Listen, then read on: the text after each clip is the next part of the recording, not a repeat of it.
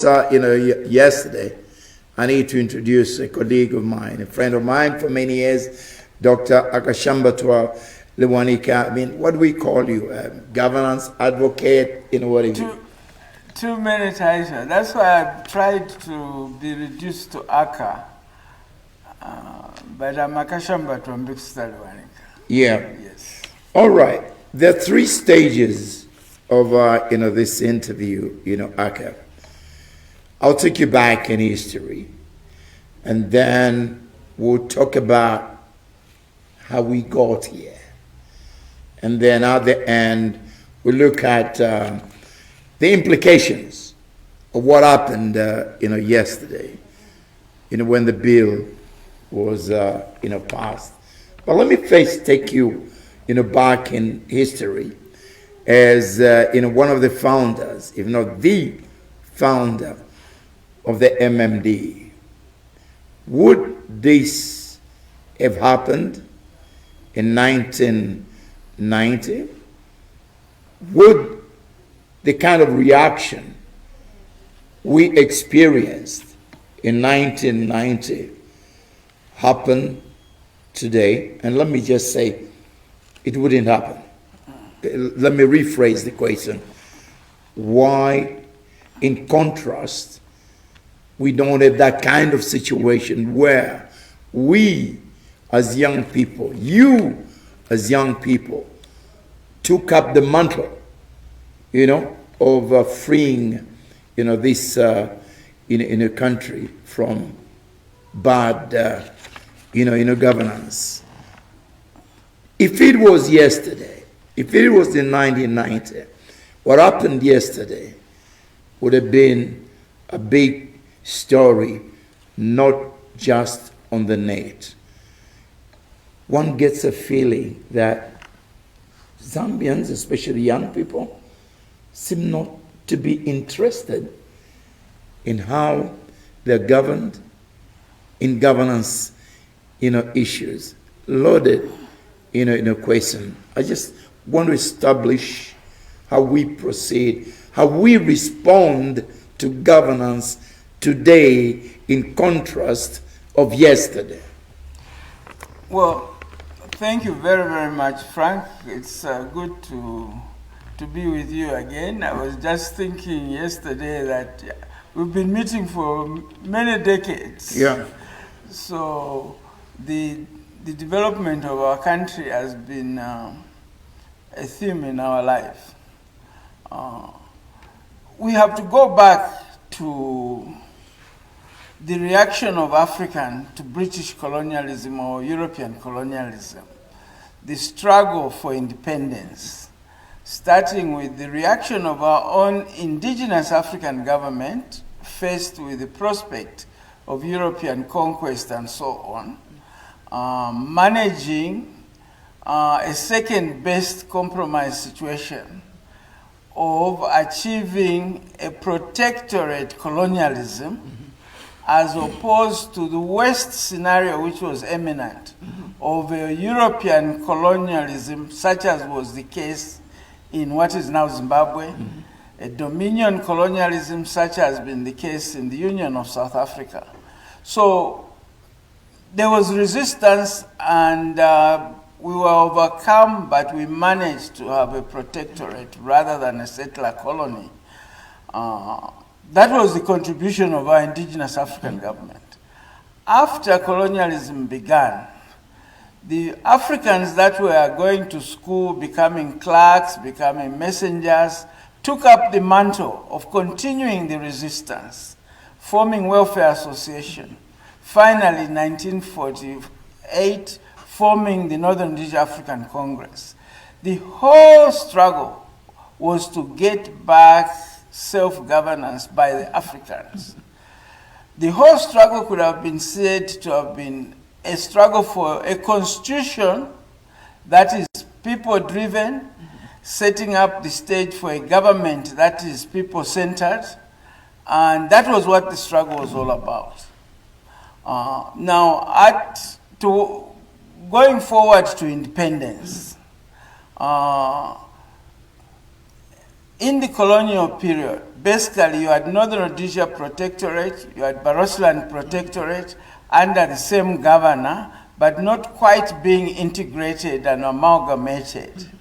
So towards independence, it was necessary to negotiate how Northern Rhodesia and Barotseland would go into independence. It was a contention.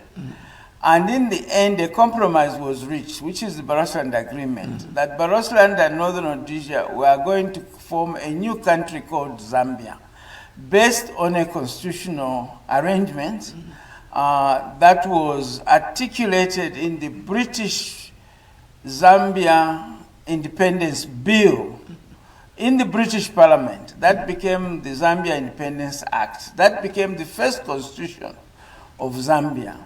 It was a compromise. It was a compromise in the sense that there were various contending forces.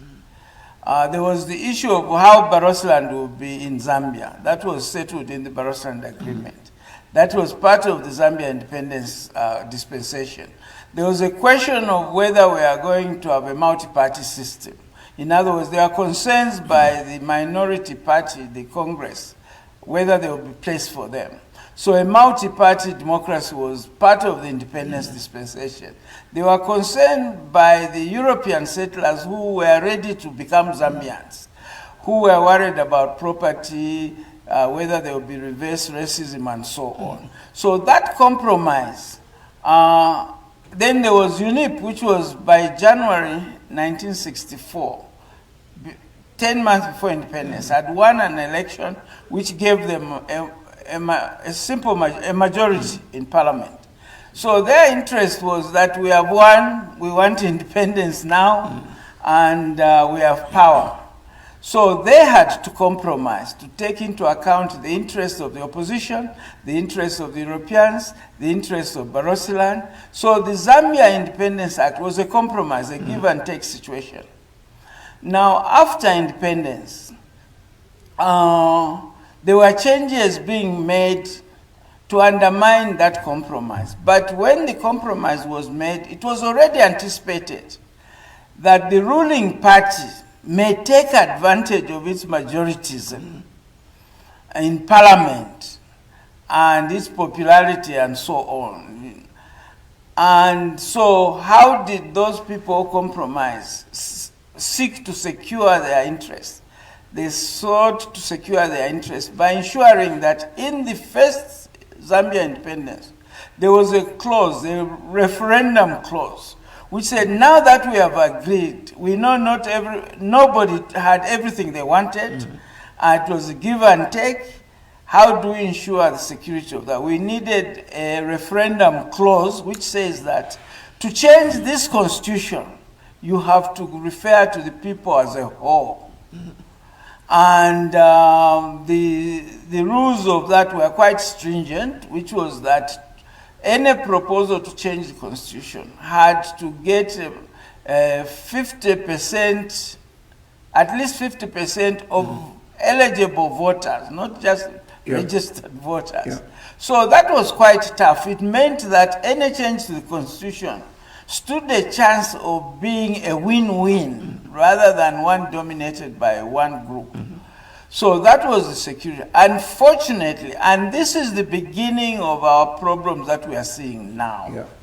In 1969, having seen the results of the election in 1968, where the opposition did not disappear, and UNIP won the majority of seats in parliament in 1968 election, but 30 of those seats were won unopposed, not because there was no opposition, but because UNIP people in Northern Province, Luapula and bits of the Copper Belt beat up opposition leaders, prevented them from registering. So although they won, they understood the message from the Zambian population that the prospect that they can win all seats in future are now zero. Therefore, they undertook to remove that referendum clause. The meaning of this referendum clause, in simple terms, And this is very relevant in terms of reacting to the President HH's reaction about people. Right.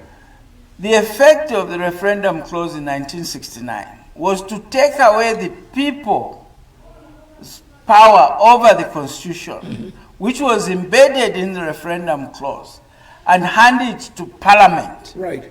Now, this Parliament of ours has never been a nationalist parliament. It was a party political parliament. So its decisions are always tinged with partisanship. So really, that's where the problem starts.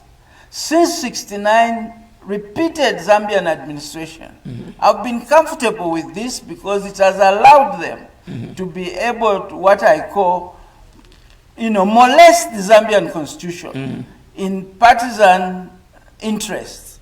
And what we saw yesterday was just another drop contributing to perpetuating the denial of African people's right to vote, which they fought for in independence.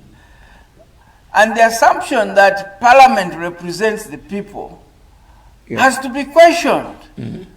Because the Constitution must make all state institutions. Parliament must be made by the Constitution. The Constitution should not be made by Parliament. Parliament must make the executive. The executive must not make the Constitution. Parliament must make the judiciary. The judiciary must not make the Constitution. Who makes the Constitution? The people as a whole. Not as party members, but as citizens. So that when people say the people have spoken, they are wrong. The people have not spoken. Who have spoken are members of Parliament who are buyable, who are intimidatable, who are interested in the next election, who are interested whether they are adopted.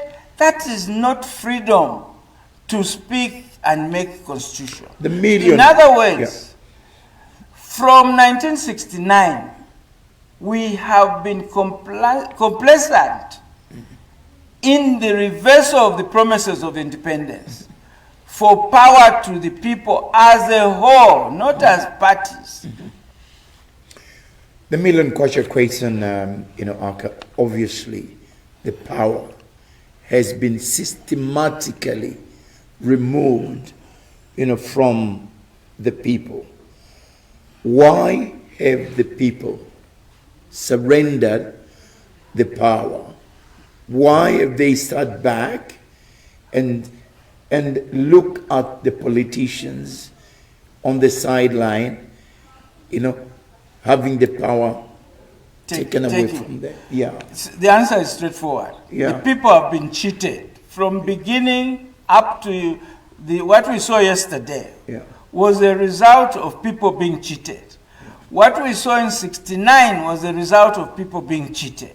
In '69, the political leadership argued that they needed to remove this referendum clause because it was imposed by imperialists.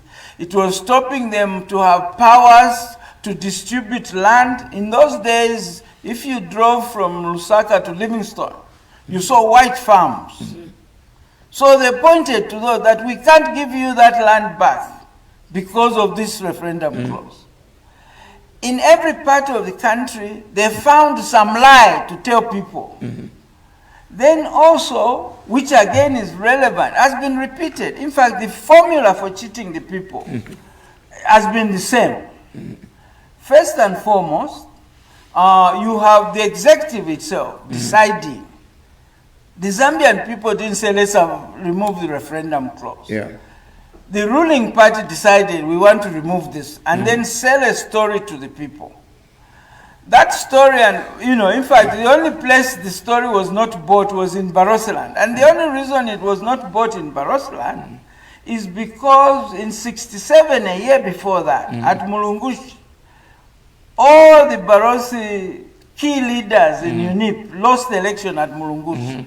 So Barotseland already had a warning that the promises of independence may not be what we were told. So they refused. But the rest of Zambia bought these different stories. Then the trick also was repeated when the one-party state. In other words, once you removed that clause, then the government could change the constitution.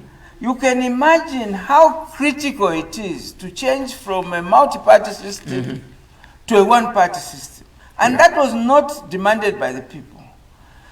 The executive itself, even when President Kaunda announced it, he says, my cabinet have decided that we are going to be a one-party state. My cabinet has set up terms of references. Right. You should only debate what sort of one-party state you want. You cannot debate whether or not you want a one-party state. My cabinet has selected the members of the commission of inquiries. Chairman chosen by us as a cabinet, Mainza Chona. Vice Chairman, Mulemba. They are all unique people. Then they, again, in the process of cheating people. You can imagine, I don't know how many there were, maybe there were 20 members of that commission. Then they choose two opposition leaders. The leader of the opposition, Mr. Nkumbula, and Mr. Mundia is deputy, to be in a commission where they are a minority. And of course, they refused. Not only did they refuse, they went to court to these matters. They lost, but the point is that they protested.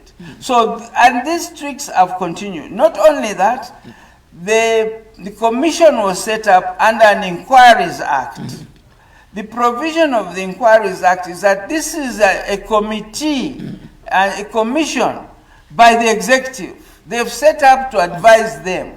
So when it writes the reports, they first go to the cabinet and the president. And then the president then chooses what to take of it, prepares a white paper, which is different from the original. In fact, Dr. What's his name, who was MP for Sondash, he did his PhD on comparing what the people said and what the government rejected and what the government added. For instance, the people wanted to limit the terms of office of the president. The government refused. So they could choose. Then, having taken the white paper, they take it to a parliament now, which had been empowered in '69 to decide on the constitution.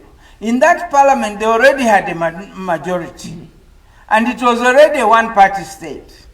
Parliament itself was like a committee of the ruling party.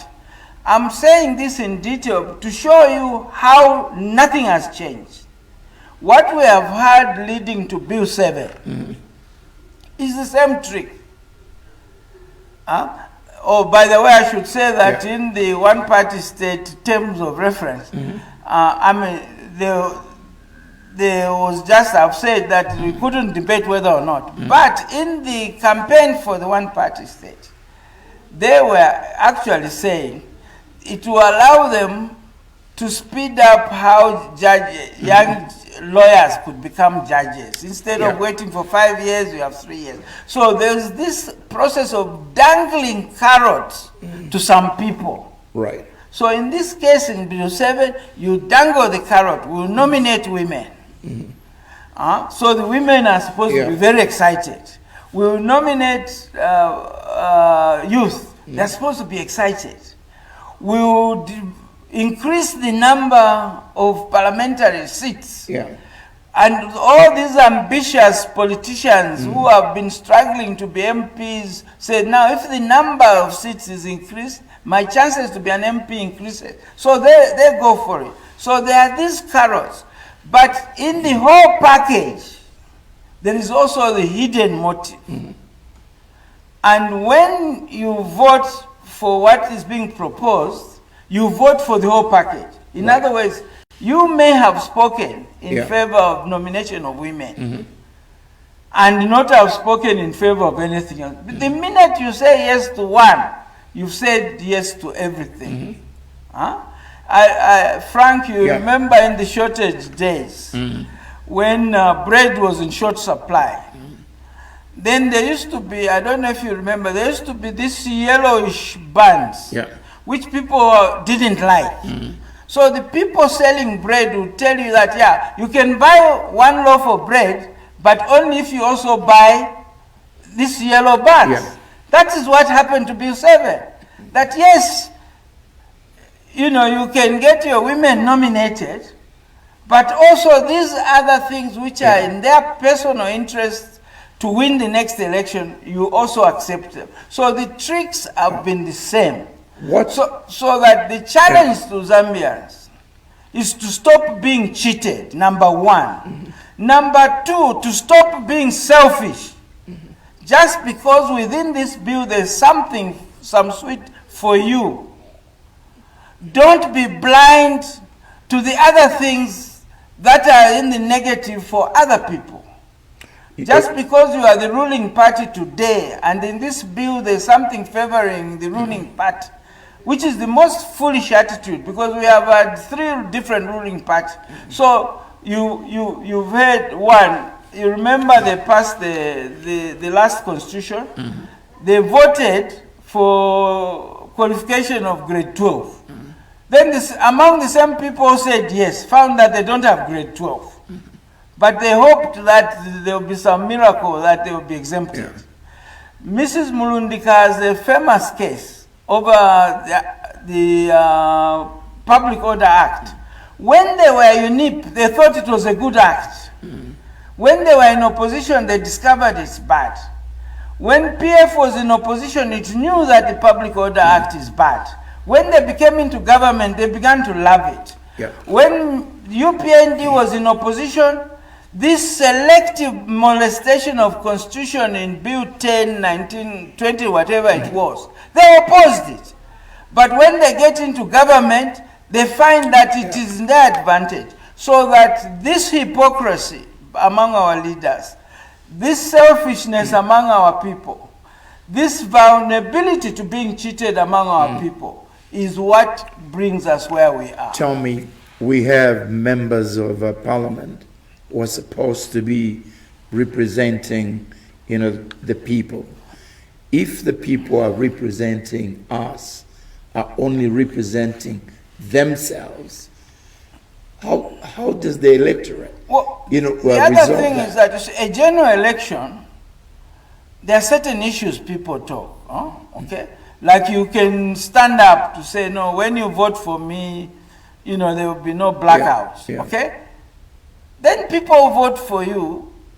When you stop the blackout, you are representing them because you talked about it. There was no election, general election, in which UNIP told us they want to make a one-party state. Indeed, 2 weeks before the referendum, Dr. Kaunda told the BBC that he has no intention to impose a one-party state. There was no election in 2021 in which UPND promised that they wanted to change the constitution or how they wanted to change the constitution. But we had signals in their opposition days of what sort of attitude they had to constitutional manipulation. And now we understood then that they were opposed to it. After they were in power, they love it. So this is basically has been a story from as far back as 1969. And I believe, and I'm calling on Zambians, that please, let us learn from this history.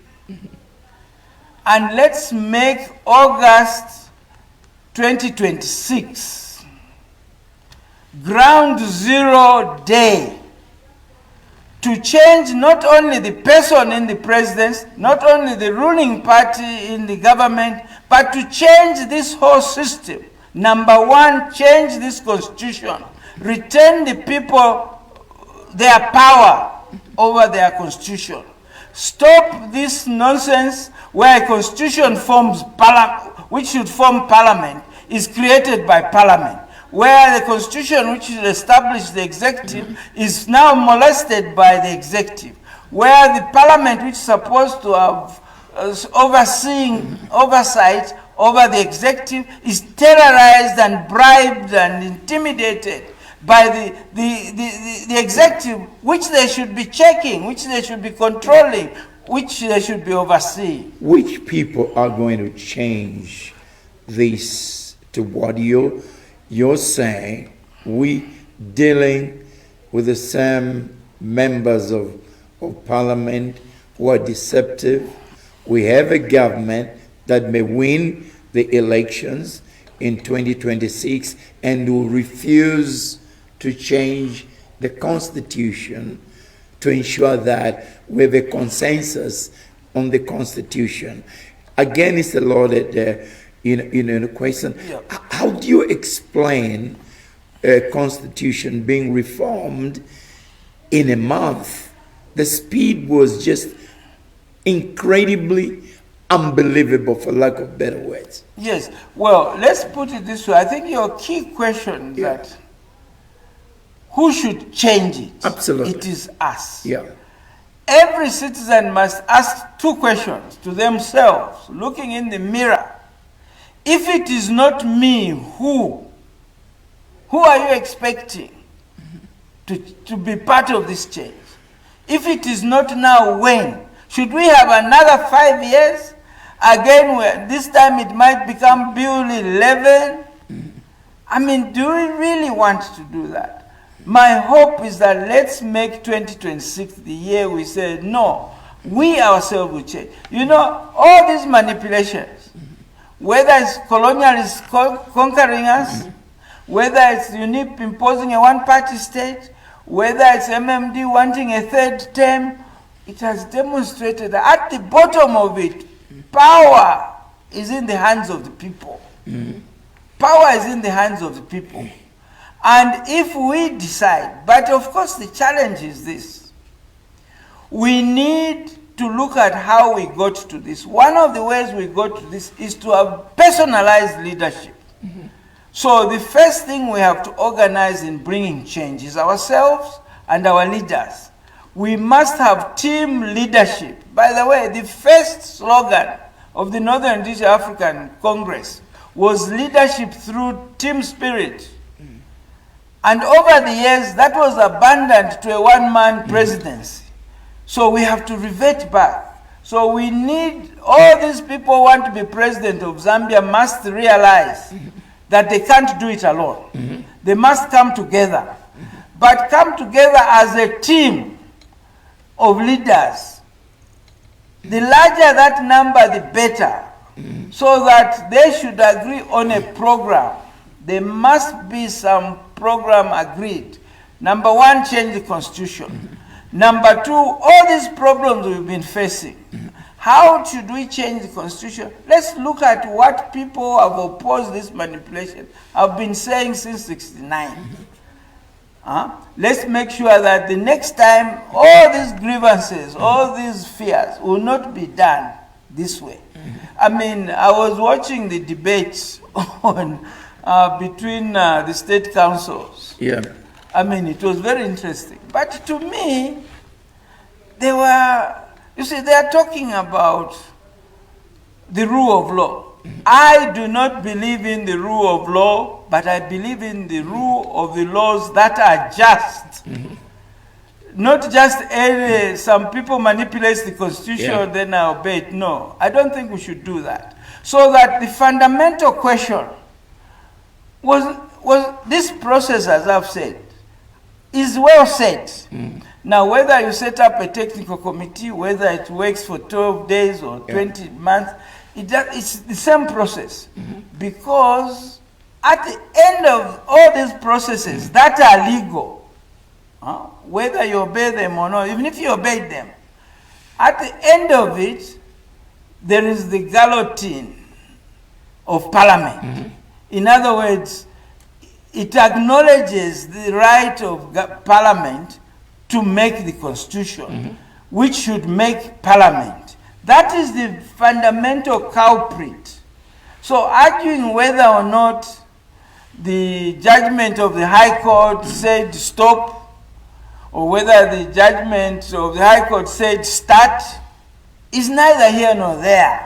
What is there is that the process that is now legalized to deal with the Constitution is the one that disempowers the people, betrays the promises of independence to give power to the African people. Let me take it up from there and ask you the impact, the consequences on political and economic status, in particular the impact on the judiciary. Why do I, in fact, on the rest of the arms of governance, why do I say this? The Speaker is on record having said nothing, but nothing is going to stop us, from achieving our intentions. And to back that up, when she started the whole process, I could hear her properly saying, today is a good day. She had already made up her mind. She knew what they wanted. Over and above that, in my 55 years of coverage of governance issues, it's the first time I have seen a speaker dance in the house that belongs to the people. Those who know our uncle, the Honorable Robinson Nabuliato, you can't even imagine him dancing in Parliament. That is a tough The way he walked into Parliament, the noise stopped. Just walking. The way he sat, the way he read the prayers, the way he conducted himself was grave. And even in the general public, you didn't find him here and there. In other words, the respect that we give to certain positions. There are many positions, not many, but a few key positions in every society, which are infallible. But the people holding those positions can only enjoy that infallibility by behaving accordingly. And just their presence, their behavior, their speeches should command that respect and obedience. What you have said about the Speaker is like going to a football match where the referee said, today is our great day to score. Celebrates with the other team. Before you have started, he's cheering one side. Yeah. No, that is obviously wrong. But I'm saying that we have been going to this place for a long time. This is the direction we've been heading. Each time we had a chance to change, we have not done it all the way. In 1991, we had a chance to change it. We had an agenda to change it. But unfortunately, we were talked into a piecemeal change that just changed one clause. Then after the election, you change the rest. That was a fatal mistake we made. Because after we won the election, apart from that clause that allowed us to form parties, the rest of the constitution was the one-party constitution. So our president now, in that case, I'll be very specific, he had two constitutions. Yeah. He had the movement for multi-party democracy constitution, which was super democratic. It gave no single person any power. Yeah. Then he had the Republican. We called it the Second Republican Party. No, it was the Third Republican Constitution. But it was exactly the same as the second one, except for one clause. Yeah. So the rest of the other clauses supported a one-man leadership. So, of course, he put our party constitution aside, went ahead with that. He became Father Christmas. He was the chief personnel manager. He was the future financial manager. All powers were delegated at his grace from him. And the party was supreme. Yeah. Up to now, we go to national ceremonies. If you listen to the protocols, Somewhere at the top, there is Secretary General of a party. That is one partyism. Yeah. In a multi-party, all parties are equal and they are not in government. The government is not a party government. The government is not a UPND government. It's not a New Dawn government. The government is not an MMD government. It's not a New Deal government. The government must always be a Zambian government. There to serve all Zambians without discrimination, without partisanship. That is what we are. The one-party state destroyed, and we have failed to rebuild. That's the one I'm saying. Let's make August 2026 the start point for rebuilding that. And we can do it by, one, being alert not to be cheated. Two, not to be purchasable, not to be bought. Three, not to be selfish, just look at our personal and sectional interests. Let's be nationalists. If we do that, we can change this government. There's no amount of guns or police or anything that can stop people who are determined to do this, to do it. And it can be done in one day, the 13th August 2026. The power is in your hands. If you misuse that power, 5 years later, we are going to be where we are now. It may be another person dancing in parliament, but they'll be dancing, celebrating the fact that the people of Zambia have allowed them to continue disempowering them for partisan and personal reasons, for reasons of winning the next election. Let me ask you three questions loaded into one. Okay. From what you've seen, in the past, couple of weeks, culminating on, yesterday, do you see too much power vested in the president? That's part of the equation. The other part, what kind of president does this country require? And I'm not talking about this president or everyone, the previous presidents. Why do I say that? My good friend Winter, when I was watching his interview, was saying nobody from the opposition, is able, to remove or to challenge or to win against HH. What is that statement is telling me that we're short of people who can be leaders. That's the second part of the equation, very loaded. Again, from what has happened there, Aka, do you see us sliding into a one-party state status? Three questions, and please don't miss any out of these. Okay, so I'll start with the last. Yeah. The answer is yes. We have been in a one-party state since 1973. We attempted in 1991 to change it, but we only changed one clause. Because the whole one-party state is like we are talking, these constitutional reforms are packages. If you just change one, you have not done anything. So you can have your parties, freedom to have parties. But if the president has all the powers, that now I go to your first question. The answer again is yes. The problem with the Zambian constitution from beginning to end was personalization of the leadership. And perhaps let me say the history to this. Because I've told you that in July there was the Zambia Independence Bill. During that debate, they commented that this is quite unique. We are providing a constitution that combines the Westminster model, the British governance model, with the American governance.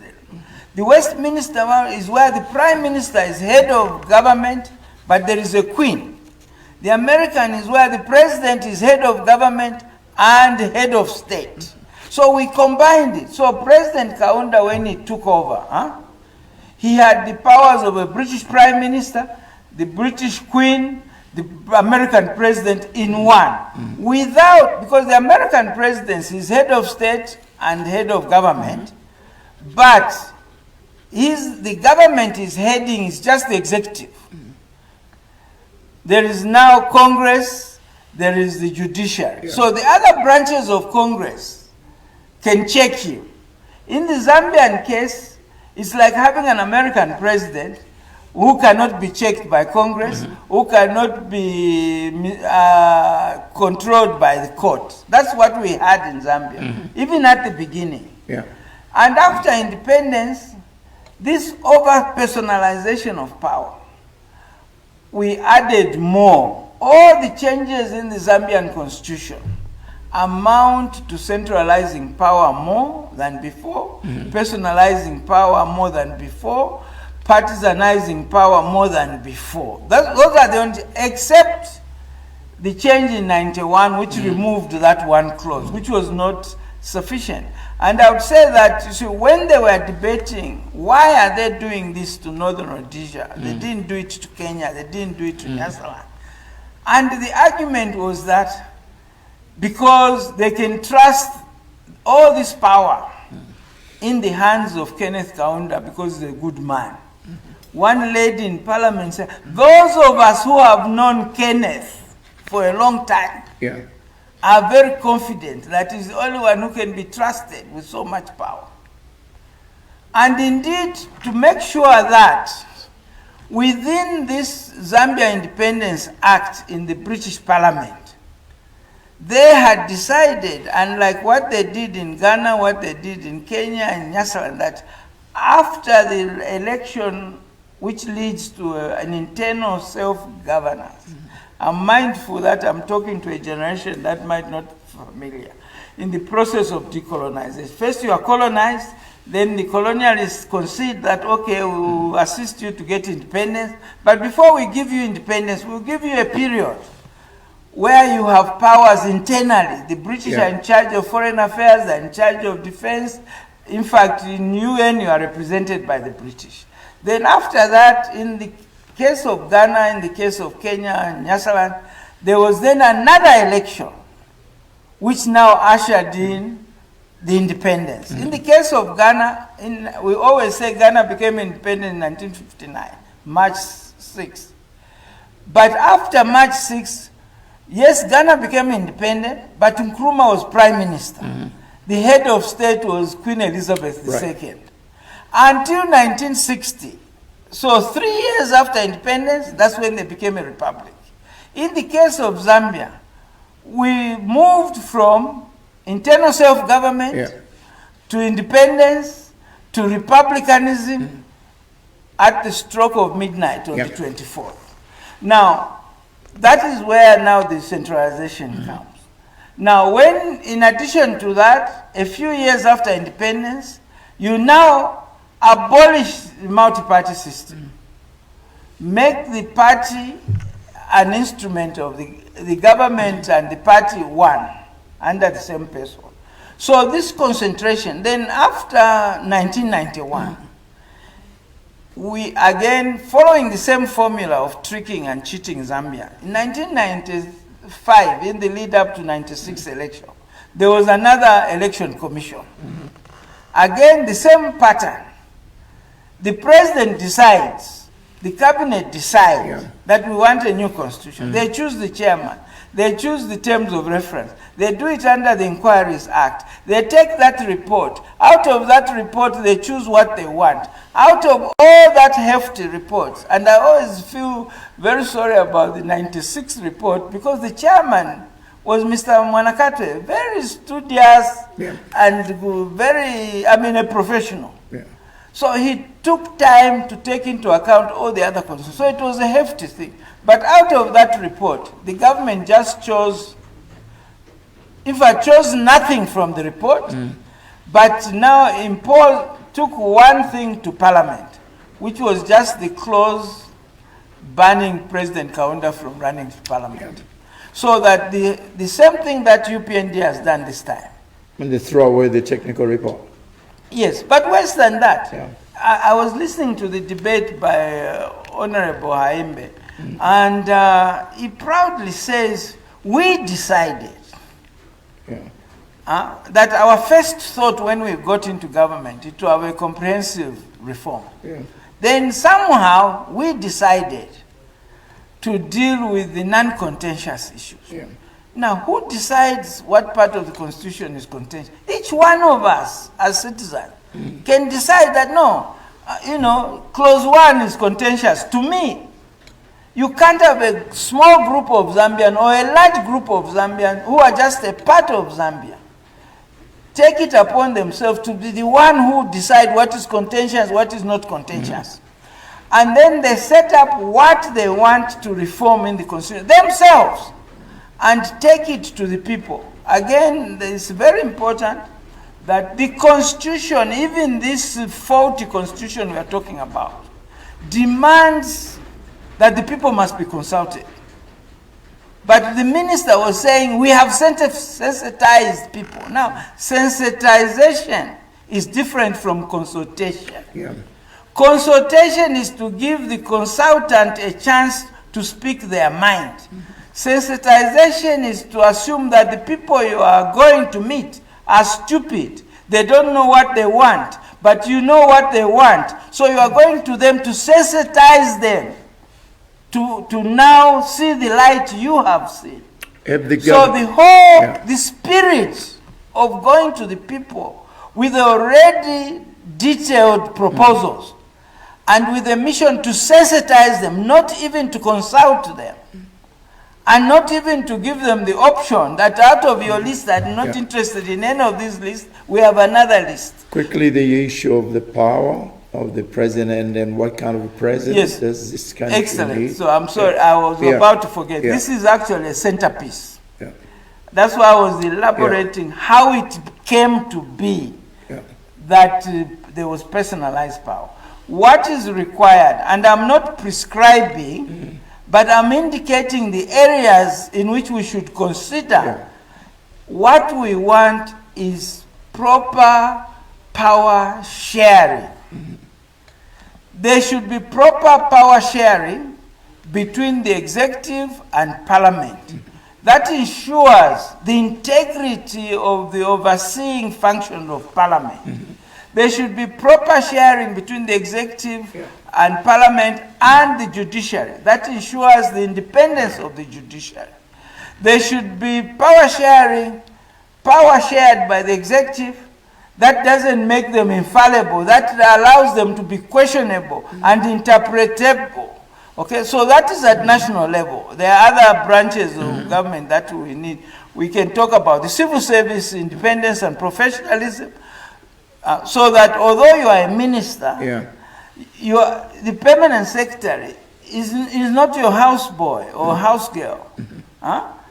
He should be able to tell you that, Bwana, according to my regulations, you can have petrol, you can't have petrol. You can't say that because it's that, you say, no, you used to be PF or something and chuck him out. So so there is need for power sharing among institutions at central government level. More importantly, there should be power sharing between the levels of government. Central government, local government. Presently, the local government system at independence and a year or two after independence, the municipal governments were civic. They were not partisan. Councillors did not become party candidates.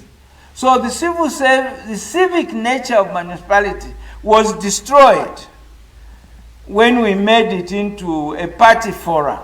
That should be revisited. Secondly, we need to even go more than it was before independence and immediately after independence. We need to have very specific areas of responsibility and financial entitlement at local government. They should have their own budget. They should have their own powers, political decision-making power, things that, there used to be even rules that certain roads in a district were district responsibility. The highways be Lusaka to Mungu, that could be national, but the road that passes from the civic center in Mungu to the shopping center was local. So in other words, we need that to be steadily power sharing. Very important. Yeah. If our independence has to become real decolonization, our traditional authorities, it is a shame that our traditional authorities had more authority under colonialism than after independence. And yet it's our traditional government that were conquered. It's our traditional government that were colonized. How do you decolonize and leave them powerless? So there should be power sharing between the central government and the local government, power sharing between this so-called modern government and traditional government. They should have their own field.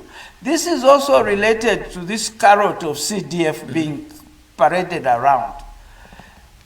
If you have proper power sharing, it means at local government level, at traditional level, they have their own budget to do their wells, to do their one. So just in general terms, that as we look at the need for a new constitution, power sharing is critical, so that you don't have to depend on one person and one center. Right. A couple of one or two questions before we end, and this is very critical. This government came up with 13 articles, which they marketed, they promoted, some of them, effectively. Let's look at some of them, and if they're implemented, whether this will justify the reform of the of Parliament. One, a critical one, delimitation. Two, proportional representation. And then the opportunities, positions they're giving to women, to the youths, to the physically, handicapped. These are some of the articles that, quote unquote, have pleased those who are for the bill, 7. If these are implemented, would that justify the reformation of this, constitution? No, the one, in any case, if we are principled, we know that the end does not justify the means. You can't get to, it might be a good thing to give all the children 100 kwachas in Kanyama. But if you steal it, you can't say because I did a good thing, I gave it to the children, therefore stealing is justified. No, it is not. And democratic process of getting to this constitution is unjustifiable. It's a betrayal of the promises of independence. It utilizes the disempowerment of the people. And the purpose of independence, the purpose of multipartyism was to give power to the people. So that's not, but talking about them one by one, the first two you said, these are so critical decisions. Like I said, it was unfair, it was unjust, it was terrible that a little group of people decide that we're going to change from a multi-party system to a one-party system. It's a very, not, in other words, this more thought should have gone into. Now, the proposal of whether you're going to have a mixed chamber with a proportional representation and constituencies, whether you're going to continue with just the constituencies, whether you're going to go to entirely proportional representation, these are very critical questions. They need a lot of time. People need to understand what is proportional representation. Which proportion are being represented? Delimitation. Delimitation. Why is one selected, one not selected? Sometimes they talk about just the geography, that is so wide. But then apart from government, there is population density. And even allocation of these seats that are in and women. By the way, this is where the cheating comes.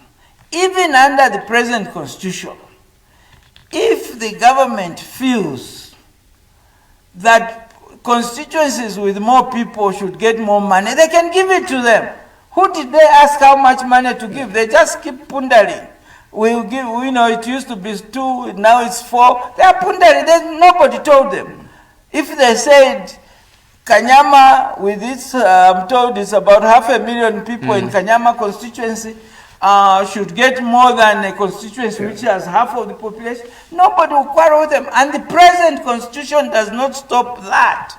The same with women, the same with youth, the same with us who are handicapped. That if any political party which believes that we need more women representation can start living by example, by their nomination, in any case, already Zambia is among those countries who are following the international policy that we should. At first it was 1/3. Now it's, by the way, it's 50-50. Yeah. So Zambia is already committed to 50-50. Some other countries are already, Rwanda is surpassing that. Yeah. In Namibia, they have a woman president, a woman vice president, a woman speaker. They don't need to change And the constitution. the present constitution does not stop Mr. Akainde to say, I love women so much, I'm not standing. I will allow a woman to replace me. Then we will know he genuinely is interested in women. That I believe in women, that no, my party is not going to allow a situation where women nominees, candidates are less than men. That can be done now. The constitution doesn't stop you doing that at all. Let's talk, And if you really believe in it, that should be the starting point. let's talk about could you place the economic, the financial situation to this? 264 members of parliament. The other day on the debate, Saki raised this issue and said, do we really need over 260 members of parliament to represent 20 million people or so, when in America 200 million represented by 435? Well, you see, how do you justify there is even that? a bigger mischief. Again, as I say, you were asking, how did we get here with the people standing back? They were cheated. Our people are cheated as to what is the job of a member of parliament. A member of parliament is not a field officer for the Development Bank of Zambia. It's just to legislate. He's not a field minister for Development Bank. No. He's a legislator and an overseer. In other words, the executive arms are supposed to implement this project, and members of parliament, we are supposed to report to him that promise of this road has not done. Then he should go to parliament. In England, you know, just a parliamentary question, something that has also been devalued in Zambia, is a very serious matter. If a member of parliament stands up, first of all, they actually go to the ministry and warn them. That I hear that you are not doing this and this. Are you going to do it or not? Otherwise, I'll raise a parliamentary question. And the parliamentary question is so serious that the permanent secretaries should stop everything to research what the answer is. This is why ministers read their answers. They don't pick off their head. They are not supposed to. They are supposed to, after the PS has investigated the answer to that question, is supposed to give the minister the speech to address that. No, we have understood your plight and we are doing this and this. So that is the role of the member of parliament. I used to be a member of parliament, you know, and I know all the tricks. I would know that the Minister of Community Development is taking some, in those days in the first government, hammer meals. Then I make sure that I'm there. You're part of that delegation. Then the natives are cheated that no, this one is a hard-working member we brought. In Kalawo, up to now, people think Mundia brought electricity. They are not told that electricity went in other places also. So we are cheating our people that have brought development. And because of this pressure to cheat our people, our legislatures are becoming thieves, are becoming subject to being given money by dubious people so that they can go to their constituency and demonstrate as if they're We're running out of time, Mark. As a rider to that, very quickly. But I think, let me just say that, so that all these questions are important, and there's nothing illegitimate about any of them. Any Zambian is free and should be free to produce those if what they want. But they shouldn't deny other people to come up with their own list of changes they want. And this package of national lists is the one that needs to be interrogated towards a bill that would reconstruct the constitution. Let me ask you about the morals. We just talked about members of parliament, some of them being funded dubiously. There are rumors, that some of these received 3 million kwacha. If really that is true, what is your take on the morals? Well, I resigned after being a minister for 9 months. I resigned over corruption, and the people of Zambia says I was a failure. Those they thought are success are those thieves who remained. So we also are to blame. If you are going to vote for someone who had to bribe you to vote for them, why shouldn't he himself be bribable? So you are voting for people who are using money to campaign, and you vote for them. And that's why they are not the right people to superintend over the constitution, because they are compromisable. So that is one. The other thing is that, as I said, there are many questions that we need to raise. In decent countries, it is not allowed for foreign people to finance political parties. In other countries, the state finances political parties. All those things we should debate. In other words, it may be a rumor that 3 million was passed, but it is more than a rumor that our political parties, particularly the winning ones, are financed by foreigners, and that those foreigners financing them are the same ones who are getting contracts. They are the same one coming back as investors, and they are the same one being given tax exemption. So the level of corruption is thorough, is undisputable, and should be addressed. Related to that, we got just 1 or 2 minutes before we, and I'll ask you where do we go from here and the implications on the future, economically and socially and politically. But before you end, with that, we got elections, next year. The 13th of August is etched in there. There are rumors that it may be difficult to finance the 2026 elections, because you were in government. I know maybe things were not like that during your time, but things have changed. The bulk of funding comes from UNDP and other donor countries.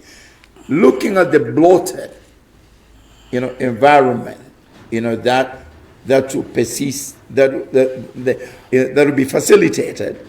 I mean, it's going to be very, very expensive. Suppose the donors say, look, we don't have enough money to fund this bloated situation.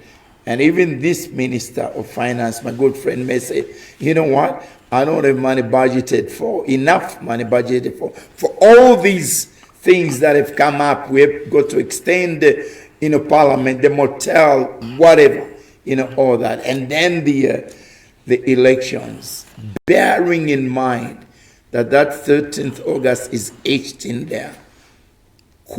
Do you see the election date threatened?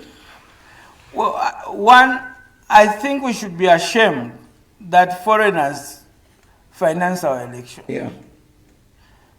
It is better for us to have a sophisticated manual way of voting, which are totally affordable to us, than to allow sellers of technology to keep upgrading the sophistication of our election. And the reason for the sophistication is because of our corruption. But no amount of technical sophistication will stop corruption, because corruption is in the heart of people. So that basically I think that these are some of the fundamental questions we should be addressing, that really foreign money in our elections, then I would link up what you have also said. I mean, if increasing the number of members of parliament means additional bills, meanwhile, this thing you are hearing that there's free education, in some places it's a total joke. Yes, there may be more students, but they are crowded. There are secondary schools with no biology, chemistry lab, let alone the computer stuff. So even for the hospitals, here is this guy in Washington. He's playing with us.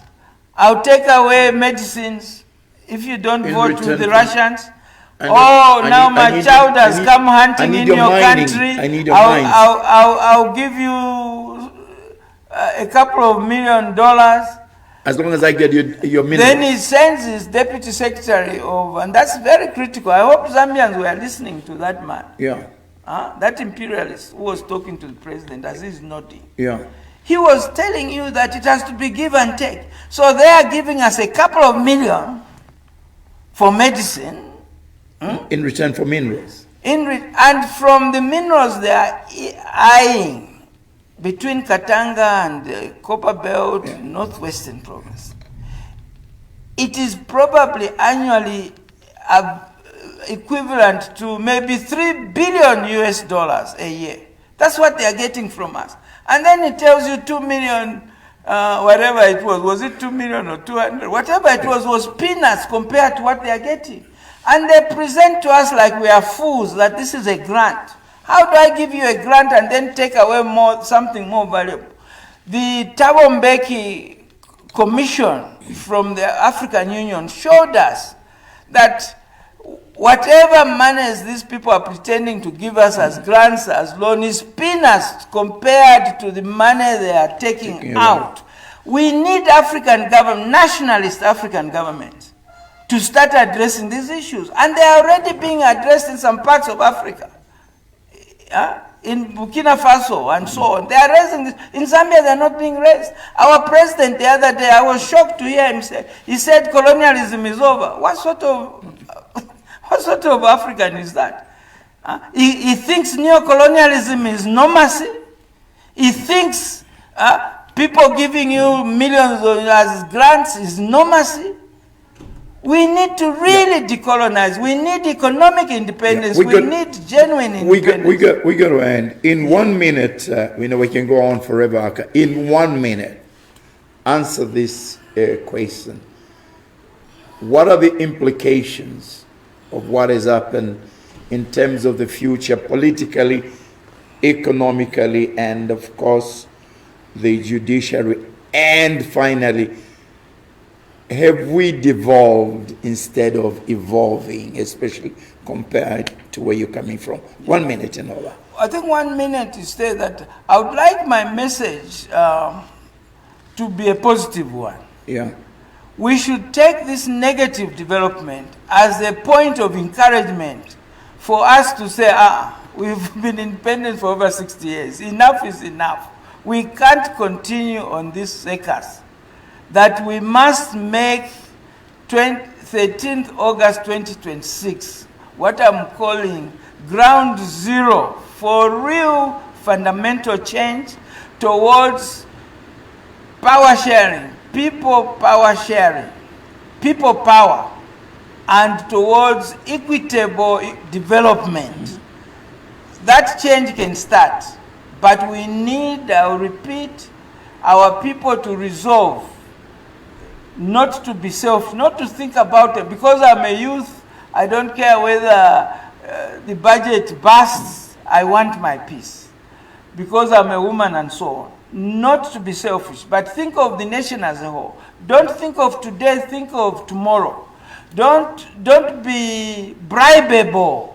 Don't vote for people who are campaigning with money. And even our own political leaders, because they campaign with money. They're telling our people that if they give you money, just take it. It's your money. No. Please be principled. Refuse it. And tell those people that I'm glad you have exposed yourself. Should I vote for you? You are going to be bought in Parliament. So I am confident. I'm still hopeful. I'm pleading with hope that 2026 we'll organize ourselves. We need a team leadership. We need proper targeted programs starting with the Constitution and others things which should be agreed before that year one, after this election, we will now solve all these key problems that have been handling. We shouldn't be discussing a constitution 60 years after independence. On that, we'll end this discussion. I thank you, and good travel, to Mongo, very peaceful, good air, fresh air, but I know you still have your ear to the ground in terms of governance issues. And thank you for all you've done for this, in a country, Aka, and God bless you. Thank you so much, Frank, and it's good to have you around. As you know, we've just lost our comrade, Kenneth. And it flashes back. Those are your real heroes, professionals. That really a broadcaster of broadcasters. In the 70s and 80s, those were the men. The Charles Mando. Just like in the 60s, 50s, we had the Alikin Carters. The Cosmo Mlongoti. Cosmos Mlongoti, Jonah Kapelwa, Vakateka, and so on. So we hope that this new generation will also produce people who will be professional. If Kenneth could have been professional in one party state, please, those who are currently in the media, you can also do it. Absolutely.